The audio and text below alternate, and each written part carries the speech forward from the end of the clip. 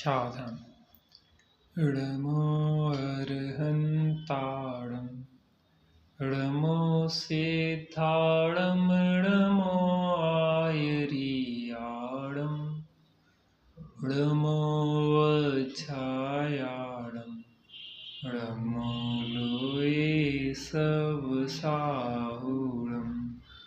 मङ्गलं भगवान् वीरो मङ्गलं गौतमो गणी मङ्गलं कुन्दकुन्दाद्यो जैनधर्मोऽस्तु मङ्गलं।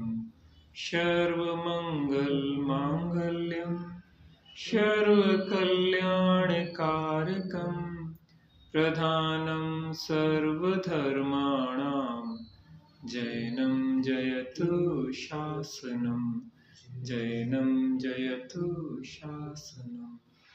आत्मज्ञान ही ज्ञान है शेष सभी अज्ञान।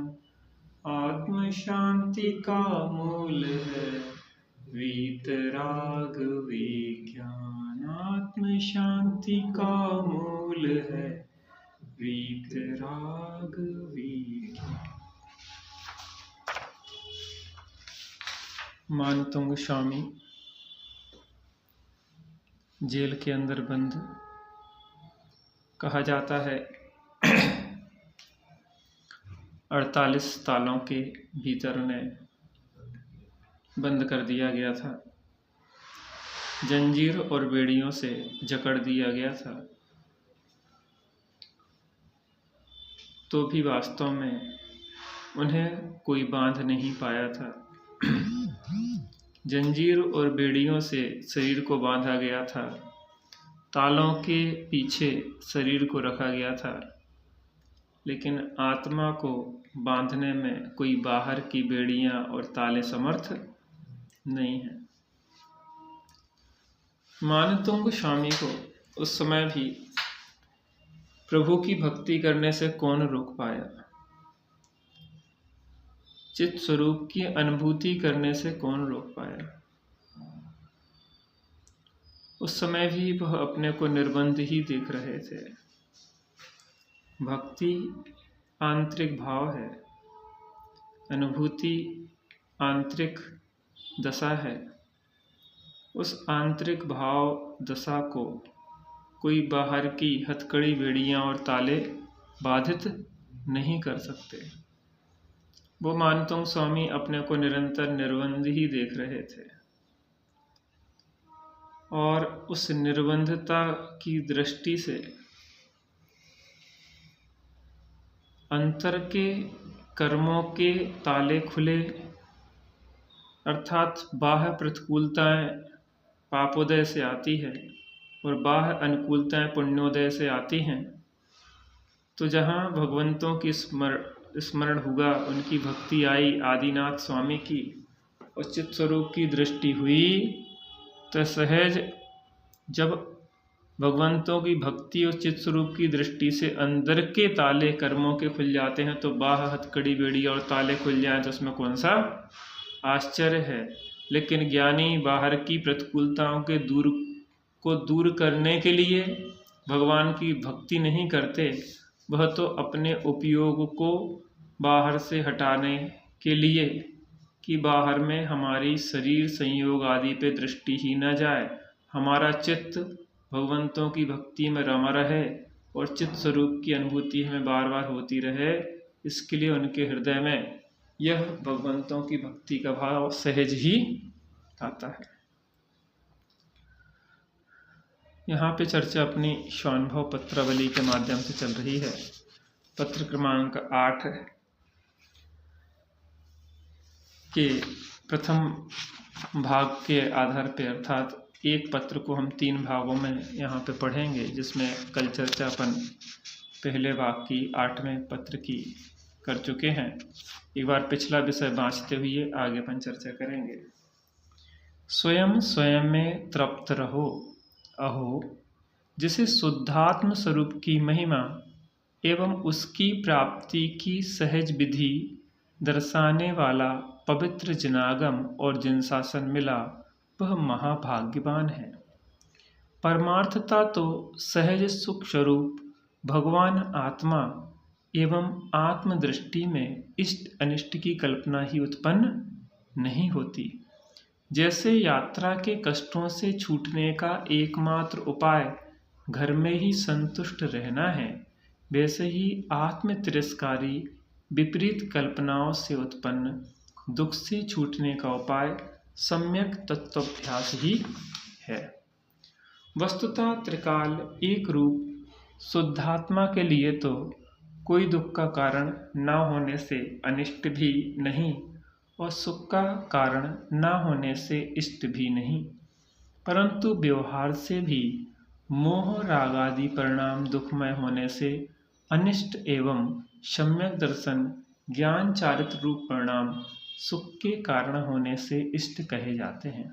अहो, जीव मुक्त हुए हैं, हो रहे हैं और होंगे, वह सब भेद विज्ञान का ही फल है। भेद विज्ञान पूर्वक ही स्वरूप में मग्नता रूप सम्यक चारित्र भी सहज ही होता है और कर्मों के उपशम आदि भी स्वयं होते हैं। अहो, संसार का स्वरूप ही ऐसा है कि उसका यथार्थतया विचार करें तो घबराहट हुए बिना न रहे, परंतु उस समय स्वभाव की ओर देखें तो सहज तृप्ति एवं समाधान मिलता है एवं संसार से वास्तविक उदासीनता होती है। अरे, स्वरूप के अतिरिक्त ऐसा कौन सा स्थान है जहाँ अनंतकाल स्थिर रह सके? संयोगी भाव आदि वे स्वयं क्षणभंगुर हैं, परंतु संयोगों के लक्ष्य पूर्वक उत्पन्न विपरीत विचारों के कारण होने वाली आकुलता स्वभाव सन्मुख होकर द्रव्य स्वभाव का विचार करने पर सहज ही विलय को प्राप्त हो जाती है। अब आगे चर्चा करते हैं। जैसे मुझे छूटना है, ऐसी आकुलता करने का उपाय सहज मुक्त हूँ। जैसे मुझे छूटना है, ऐसी आकुलता दूर करने का उपाय सहज मुक्त हूँ, ऐसा विचार कर सहज मुक्त स्वभाव का अनुभव करना ही है। क्या कह रहे? जैसे कोई बंधन में हो, जो अपन ने मानतुंग स्वामी को के बारे में विचार किया जब वह हथकड़ी बेड़ियों से जकड़े हुए तालों के अंदर थे, तो उनने मुझे छूटना है ऐसी आकुलता नहीं की, बल्कि उस छूटने का उपाय खोजा। कैसे खोजा? सहज मुक्त हूँ। सहज मुक्त हूँ माने मेरे को बांधने में कोई भी समर्थ नहीं है। आत्मा को कोई भी विश्व की शक्ति कभी बांध नहीं सकती। आत्मा तो सहज मुक्त स्वरूपी ही है। आत्मा का जो स्वभाव है उसमें किसी कर्मों का बंधन होता ही नहीं है। शरीर को भले 48 तालों के अंदर रख के हथकड़ी बेड़ियों से बांध कर रखा गया हो, लेकिन मानतुंग स्वामी की आत्मा को किसने बांध पाया? 148 कर्म प्रकृतियां जो हैं 8 कर्मों की, वह वास्तव में आत्मा के अर्थात हमारे स्वभाव को बांधने में समर्थ नहीं है, क्योंकि मैं सहज ही मुक्त स्वरूप हूँ। तो अंदर से हुंकार जैसे मानतुंग स्वामी को आई थी बंधनों के बीच में कि मैं मुक्त हूँ, तो बाहर में वह मुक्त हो गए थे। ऐसा विचार कर सहज मुक्त स्वभाव का अनुभव करना ही है। मुझे छूटना है ऐसी आकुलता दूर करने का उपाय, मुझे छूटना है ऐसी आकुलता दूर करने का उपाय सहज मुक्त हूँ ऐसा विचार कर सहज मुक्त स्वभाव का अनुभव करना। क्या करना? सहज मुक्त हूँ ऐसे स्वभाव का अनुभव करना ही है। छूटने की आकुलता नहीं करना, मैं छूटा हुआ हूँ ऐसा स्वीकार करना। संयोग एवं पर्यायों के कर्तृत्व से तो आकुलता में वृद्धि ही होती है। संयोगों पर्यायों के कर्तव्य क्या संयोगों को हम बदल दें, हाँ, पर्यायों को हम बदल दें, आगे पीछे कर दें, हाँ, उसके कर्तृत्व से तो आकुलता बढ़ती ही है। क्या बढ़ती है? आकुलता बढ़ती है। जैसे नारकी जीव नरक से निकलकर सुखी होना चाहे तो आयु पूर्ण हुए बिना कैसे निकले? क्या नरक में रावण का जीव नरक में था सीता गई और सीता का जीव 16वें स्वर्ग में प्रतीन्द्र बना। उसको करुणा आई कि इस रावण के जीव को हम वहां से निकाल लें। तो वहां पे सीता का जीव जो प्रतीन्द्र था वो वहां गया और जाके रावण के जीव जो नरक दशा में नारकी के रूप में था उसको निकाल के लाने लगा। और जैसे लाने लगा तो वो क्या हुआ, पारे की तरह पिघल के फिर से उसी नरक की धरती पे गिर गए। तो रावण के जीव ने कहा कि देखो, जब तक आयु है मेरी नरकायु, जब तक वो पूर्ण नहीं होगी तब तक तुम मुझे यहाँ से नहीं निकाल सकते। लेकिन तुमने मुझे आत्मा का बोध करवा दिया है तो अंतरंग से मैं तो इस नरक से निकल ही गया। क्योंकि बाहर की शरीर के आधार पे देखो तो नरक में होते हुए भी आत्मा अब नारकी नहीं रहा, क्योंकि मैं तो अपने को आत्मा रूप देखने लगा हूं। जैसे नारकी जीव नरक से निकलकर सुखी होना चाहे तो आयु पूर्ण हुए बिना कैसे निकले? क्योंकि वहां पे आत्महत्या नहीं होती, वहां पे अकाल मौत नहीं होती, वहां पूरी आयु जब तक ना हो तब तक निकल नहीं सकती। संक्लेश परिणाम से अधिक दुखी ही होगा। निकलने की आकुलता व्याकुलता करे तो क्या होगा, संक्लेश परिणाम से और ज्यादा दुखी होगा, निकल तो नहीं सके। मानो अपन किसी परिस्थिति बस, किसी कर्म के तीव्र उदय बस, पाप के उदय से कहीं ऐसी जगह फंस जाएं कि जहां से निकलना संभव ना हो। एक दृष्टांत आता है कि धर्मरुचि नाम के एक सेठ जा रहे थे मार्ग से, अपने व्यापार धंधा बंजी करने जाते थे पहले जमाने में। तो बंजी करके वापस आ रहे थे, शाम का समय था। दलदल में एक बेल फंस गया था। बेल फंस गया था। सेठ जी ने उस बेल को निकालने का बहुत प्रयास किया, लेकिन दलदल तो ऐसा होता है कि जितना उसमें निकलना चाहो वो उतना ही धंसता चला जाता है। उनने बहुत प्रयास किया लेकिन वो नहीं निकाल पाए। तो उनने नमोकार मंत्र सुनाया, णमो अरिहंताणम णमो सिद्धाणम णमो आयरियाणम णमो वज्रायाणम णमो लोये सब साहूणम रटते हुए प्राण भी तज देंगे हम। जिन धर्म हमने समझा मरम, तेरी रक्षा में प्राण भी तज देंगे।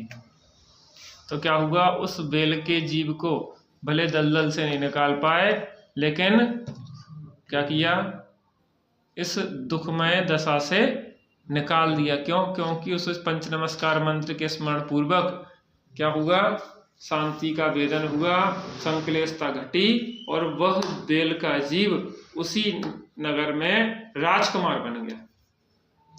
और पद्मरुचि सेठ पता कौन बने? राम। इसलिए उस राम कहानी का नाम पद्म पुराण है।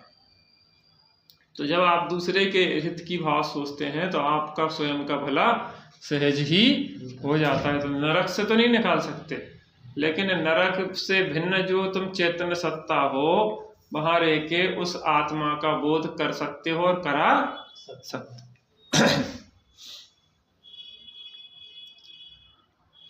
संक्लेश परिणामों से अधिक दुखी ही होगा, परंतु अंतर्मुख होकर मैं परमानंदमय ज्ञायक भाव हूँ, नारक पर्याय में नहीं, मैं तो अमूर्तिक हूँ, मुझ में शीत उष्ण दुर्गंध आदि कहाँ है। क्या वही जीव जो नरकों की में दुखी हो रहा था, अपने उपयोग को अंतर्मुखी करे और स्वरूप स्थिरता अपने अंदर लाए, स्वरूप का वेदन करे, अनुभव करे, तो क्या हो, अंतर्मुख होकर मैं परमानंदमय ज्ञायक भाव हूँ। ज्ञायक भाव हूँ माने मात्र जानने वाला हूँ। इस शरीर में नारकीकृत जो प्रतिकूलताएं हो रही हैं, मार काट आदि हो रही है, उससे मैं भिन्न ज्ञायक हूँ, जानने वाला हूँ। मान लो कर्म की वजह से ऐसा परिवार मिल जाए, संयोग मिल जाए जहाँ सब प्रतिकूलता है और छोड़ ना पाओ, अब क्या करो, संकलेश करो 24 घंटा बैठे बैठे। व्याकुल होना तो दुख से बचने का कोई उपाय नहीं, होगा भारी पाप बंद ही, होवे भव्य अपाय नहीं। व्याकुल होना तो दुख से बचने का कोई उपाय नहीं है। वहां भी वेद विज्ञान पूर्वक जिया जा सकता है। जब नरकों में की प्रतिकूलता में जिया जा सकता है, तो यहाँ क्यों नहीं जिया जा सकता है। तो क्या कह रहे हैं, परंतु अंतर्मुख होकर मैं परमानंदमय ज्ञायक भाव हूँ। मैं कौन हूँ, परम आनंदमय एक ज्ञायक भाव हूँ। न प्रमत्त हूँ, न प्रमत्त हूँ, बस एक ज्ञायक भाव हूँ। नारक पर्याय में नहीं, मैं तो अमूर्तिक हूँ। मैं कौन हूँ, जो नरक पर्याय रूप जो शरीर का आकार बना हुआ है, यह मैं नहीं हूँ। मैं तो अमूर्तिक प्रदेशों का पुंज, प्रसिद्ध ज्ञानादि गुणों का धारी और अनादि निधन वस्तु जो है वह मैं नहीं। ऐसा अनुभव करने में क्या दिक्कत है। नरक से निकलने की भी जरूरत नहीं है, जो है वहीं पे अनुभव किया जा सकता है। नरक से तो नहीं निकला जा सकता आयु पूर्ण हुए बिना, लेकिन नरक नारकी परिणामों से निकला जा सकता है, मुक्त हुआ जा सकता है। मैं तो अमूर्तिक हूँ, मुझ में शीत उष्ण दुर्गंध आदि कहाँ है। मुझ में शीत नहीं होती, क्योंकि आत्मा को कोई शीत नहीं होती है, आत्मा को गर्मी नहीं होती है, आत्मा में दुर्गंध नहीं होती, आत्मा में तो चैतन्य की गंध है, आत्मा में तो शांति और शीतलता है, शीत नहीं है। मैं तो अपने ज्ञान से ज्ञान को जानता हूँ। मैं कैसे जानता हूँ, ज्ञान से ज्ञान से ज्ञान में ज्ञान ही हो, कल्पनाओं का एकदम विलय हो, भ्रांति का नाश हो, शांति का वास हो। ब्रह्म प्यारे तेरी भक्ति में क्षण जाए सारे, मेरे शाश्वत शरण सत्य तारण तरण। ब्रह्म प्यारे तेरी भक्ति में क्षण जाए सारे, सर्व गतियों में रह गति से न्यारे, सर्व भावों में रह उनसे न्यारे। शुद्ध अंता अचल शुद्ध ज्ञायक अमल, ब्रह्म प्यारे तेरी भक्ति में क्षण जाए सारे, मेरे शाश्वत शरण सत्य तारण तरण। ब्रह्म प्यारे तेरी भक्ति में क्षण जाए।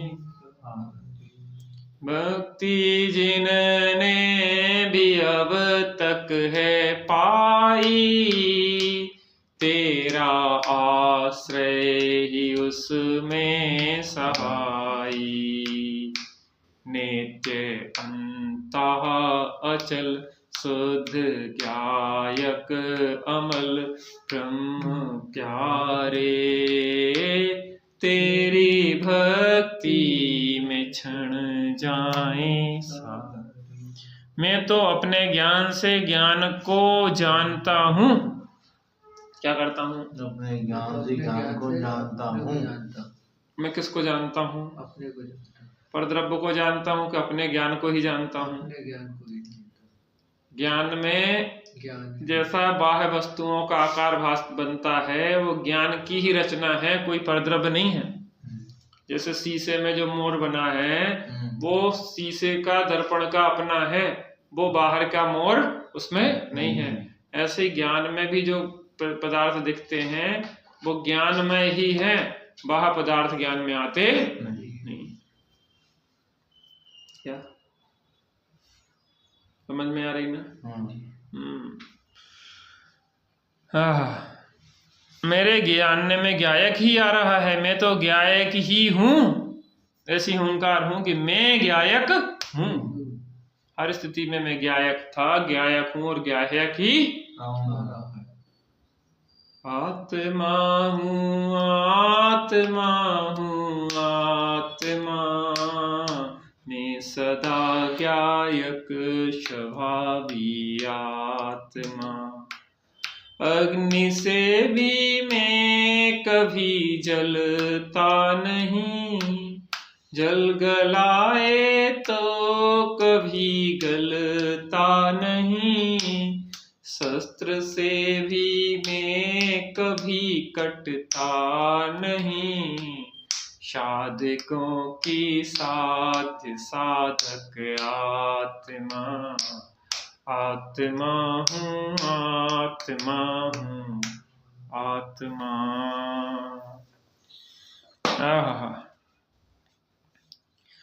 मैं तो ज्ञायक ही हूँ, स्वयं में पूर्ण तृप्त प्रभु हूँ। कब? सदा। मैं तो ज्ञायक था, ज्ञायक हूँ, ज्ञायक ही रहूंगा। स्वयं में पूर्ण था, पूर्ण हूँ, पूर्ण ही रहूंगा। प्रभु था, प्रभु हूँ और प्रभु ही रहूंगा इत्यादि विचार करता हुआ इन निश्चयाश्रित विकल्पों से भी मुक्त हो। निश्चय नए के पक्ष में आए बिना, शुद्ध नए के पक्ष में आए बिना पक्षातिक्रांत नहीं हुआ जा सकता, लेकिन इन शुद्ध नए के पक्षों का भी त्याग करके पक्षातिक्रांत हो जाता है। क्या करता है? विकल्पों से भी मुक्त हो सहज आत्मा की अनुभूति को प्राप्त हुआ। सिद्ध प्रभु जैसे ही अतीन्द्रिय स्वाधीन आनंद को ही वेदता है। कौन? वो नरक का नारकी। नरक के वातावरण से तो नहीं निकल सकता, लेकिन नरक से भिन्न अपने उस चैतन्य सत्ता की अनुभूति वहां बैठ के भी कर सकता। जैसे सिद्ध भगवान अतीन्द्रिय आनंद का वेदन कर रहे हैं, उसका आंशिक वेदन वहां भी वह कर सकता है। बाहर का वातावरण, बाहर की चीजें उसे कोई बाधित नहीं कर सकती, क्योंकि अपनी सत्ता अपने में ही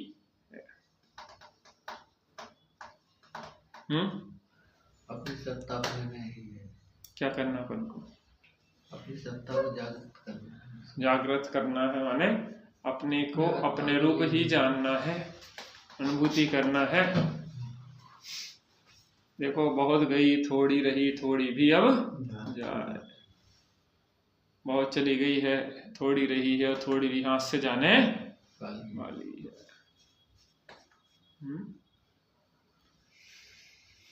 एक पद्म पुराण का प्रसंग है। भामंडल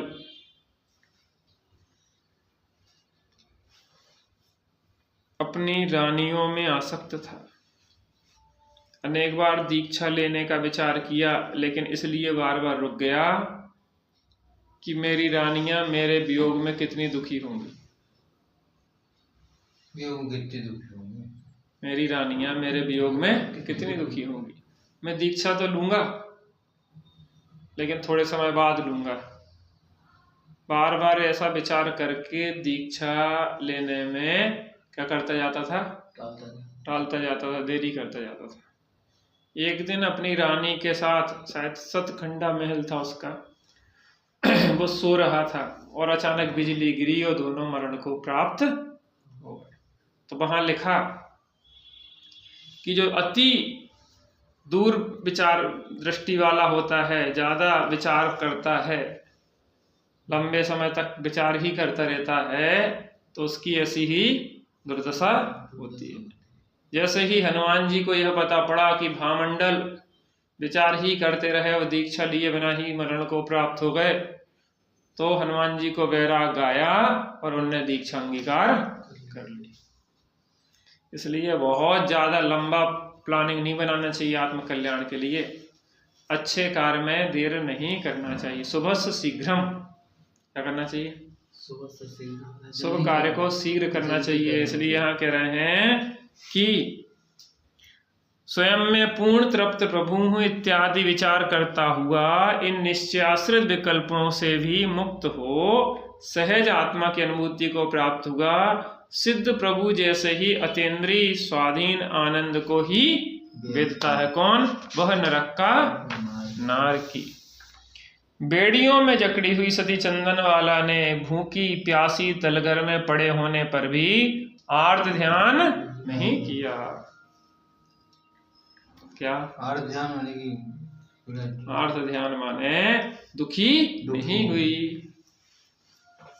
व्याकुल होना तो दुख से बचने का कोई उपाय नहीं, होगा भारी पाप बंध ही होवे भव्य अपाय नहीं। ज्ञानाभ्यास करो मन माहि दुर्विकल्प दुख रूप तजो। व्यग्र न हो क्षुब्ध न हो चिदानंद रस सहज। व्याकुल होना दुख से बचने का उपाय नहीं है। तो बेड़ियों में जकड़ी हुई सती चंदन वाला ने भूखी प्यासी तलगर में बंधनों में पड़ी थी, हथकड़ी बेड़ियों से जकड़ी हुई थी, आर्त ध्यान नहीं किया, अभी तो सम्यक तत्व विचार से वहां भी आनंद का ही वेदन किया। वहां पे भी विपरीत विचार नहीं किया। हथकड़ी बेड़ियों से बंधनों में पड़ी हुई, तलगर में डली हुई, बाल मुंडे हुए, उस स्थिति में भी विपरीत विचार करके दुखी नहीं हुई, अभी तो सम्यक विचार किया। वहां भी आनंद का ही वेदन किया। सम्यक तत्व विचार करते हुए उपयोग को अंतर में ढाला, तो वहां भी अतीन्द्रिय आनंद का ही वेदन करती रही। शारीरिक दशा भले ही दुर्बल हो गई हो, परंतु वहां भी धर्म आराधना में सहज सावधान रही। शरीर भले ही दुर्बल हो गया हो, लेकिन वहां भी क्या करती रही? सहज सम्यक साधना करती रही। अपन को क्या करना है? किसी भी स्थिति में कैसी भी आए परिस्थिति, चेतन तुम धैर्य न तजना। प्रभु के वचनों को सुमर कर तुम सदा ही प्रसन्न रहना। क्या करना? प्रसन्न रहना। आहा आहा। परंतु वहां भी धर्माराधना में सहज सावधान रही, फलता स्वयं ही वहां से मुक्त हो गई, स्वयं मुक्त हो गई। उसकी अंतर योग्यता थी, तो बाह में भी तीर्थंकर महावीर का सहज योग मिल गया। अंतर में पवित्रता इतनी थी, भावों में इतनी उत्कृष्टता थी कि सहज ही महावीर भगवान का संयोग उसको मिल गया। हमारे अंदर भी इतनी उत्कृष्ट भावना हो कि सहज ही ज्ञानियों का समागम हमें मिलेगा। अतः धैर्य पूर्वक स्वभाव की आराधना एवं संयोग की द्वेष रूप नहीं, अपितु सहज उपेक्षा ही योग्य है। क्या करो? धैर्य रखो। जल्दबाजी का मार्ग नहीं है। ज्ञानियों को जल्दी तो होती है, लेकिन जल्दबाजी नहीं होती। इसलिए धैर्य रखो। धैर्य पूर्वक स्वभाव की आराधना एवं संयोगों की द्वेष रूप नहीं, अपितु सहज उपेक्षा हो। स्वभाव की आराधना हो और संयोगों की उपेक्षा हो, द्वेष पूर्वक नहीं हो, अपितु उसमें हमारा पर में कोई भी कुछ किंचित मात्र भी सुख ज्ञान दर्शन आदि नहीं है, तो उसकी क्या होती है? उपेक्षा होती है। पर स्त्री की क्या है? उपेक्षा है, क्योंकि हमारे से उसका कोई संबंध नहीं है।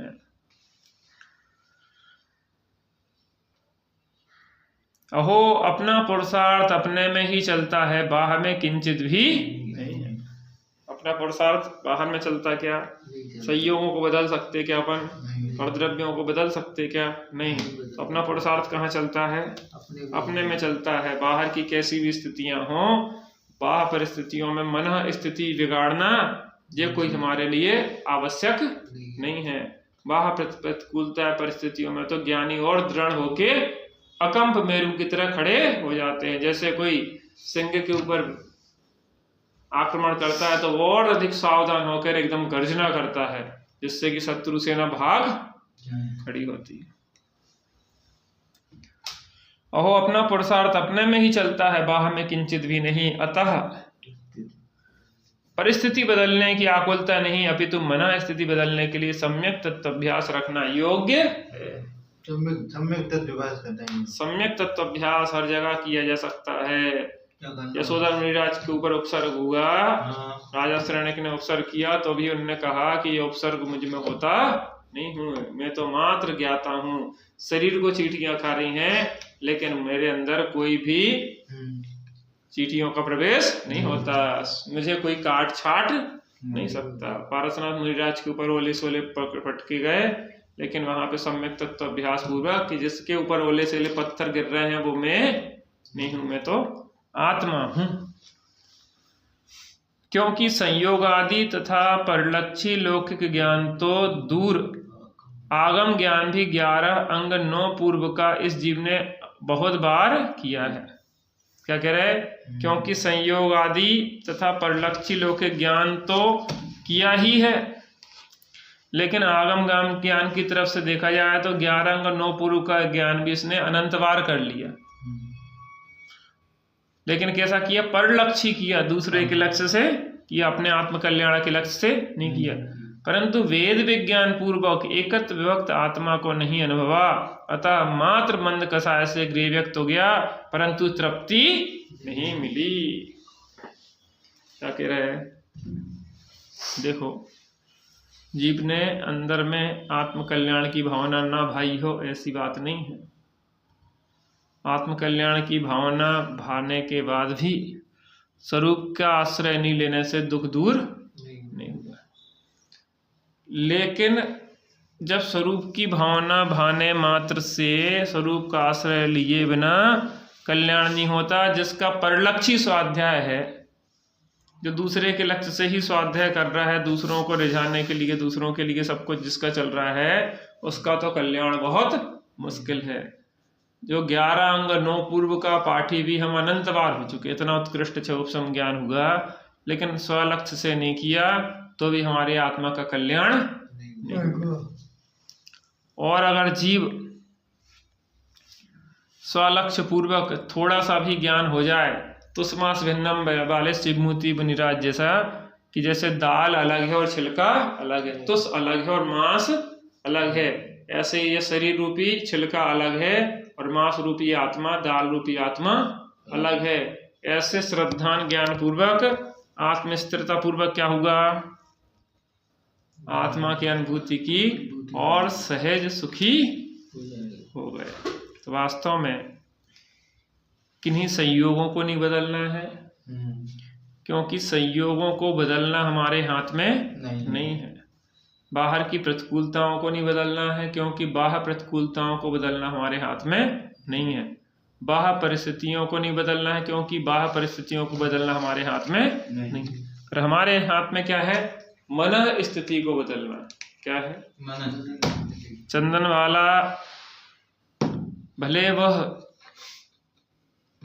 वेश्या बाजार में नीलाम हो रही हो, लेकिन उसके बाद भी उसने अपनी मन स्थिति को विकृत नहीं किया। वहां भी भगवंतों की भक्ति रही, भले कारागृह में डली हो, काल कोठरी में डली हो, हथकड़ी बेड़ियों से बंधी हो, तो भी वहां पे मन स्थिति को विकृत नहीं होने दिया।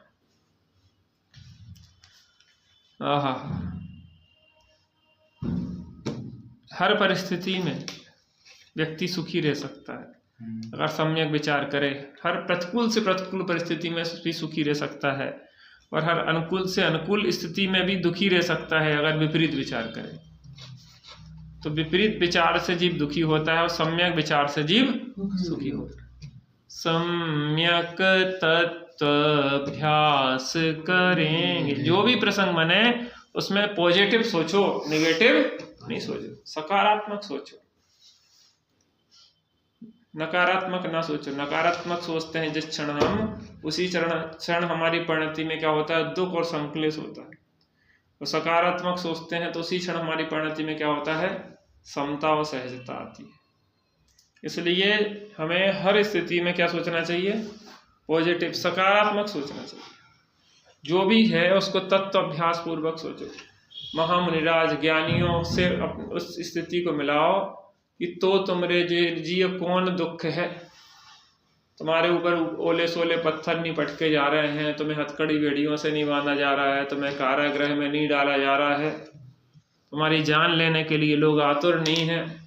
निकलंक की तो जान ही ले ली थी।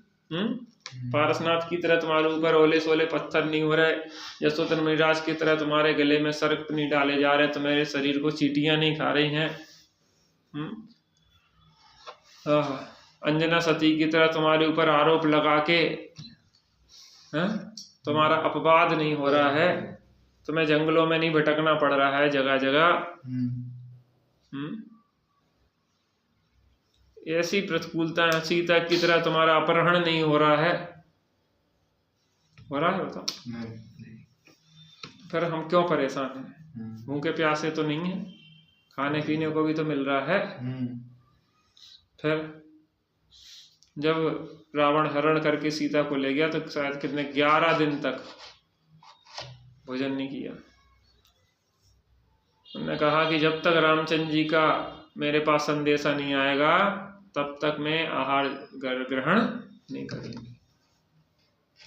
हमारे सामने ऐसी प्रतिकूलताएं तो कोई है नहीं, फिर भी इतनी सब अनुकूलताओं के बीच में भी, समस्त अनुकूलताओं के बीच में डूबे होने पर भी प्रतिकूल विचार करके हम क्या हो जाते हैं, दुखी हो जाते हैं। लेकिन ज्ञानियों ने अनेक प्रतिकूलताओं के बीच में भी सम्यक विचार करके, सम्यक तत्व विचार करके उनमें भी क्या रहे, सहज शांत रहे।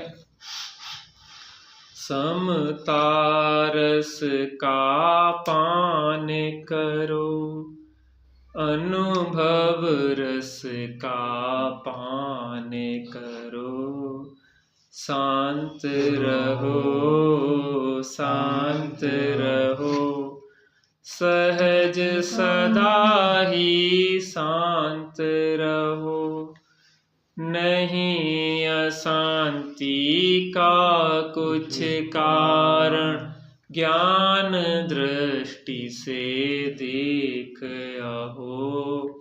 क्यों पर लक्ष्य करे रे मूर्ख, मेरे से सब भिन्न आहो। देह भिन्न है, कर्म भिन्न है, उदय आदि भी भिन्न आहो। नहीं आधीन है मेरे कोई, शब स्वाधीन परिणमित हो। पर नहीं तुझसे कहता कुछ भी, सुख दुख का कारण नहीं हो। करके मूढ़ कल्पना मिथ्या, तू ही व्यर्थ आकुलित हो।